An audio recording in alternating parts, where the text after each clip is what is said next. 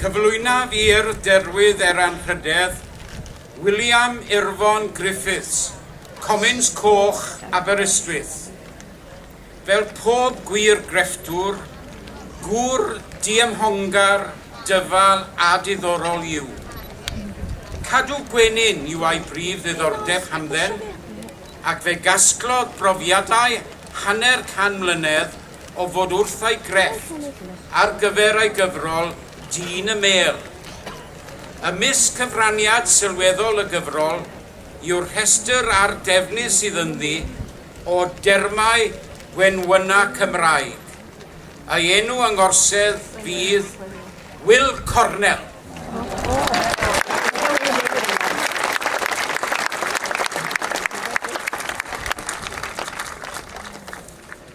Derbynir i urdd derwydd anrhydedd John Hartson o Abertawe.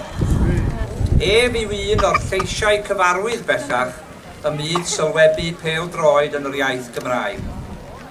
Ar y maes, nodweddwyd ef gan ei ddewrder, ei ddycnwch a'i benderfyniad wrth chwarae dros dimau blaengar gan gynnwys Luton, Arsenal, West Ham United, Celtic a thros y tîm cenedlaethol.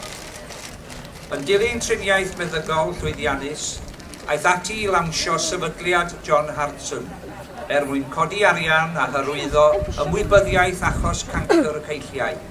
Ei enw yng ngorsedd yw John o'r Trallwn.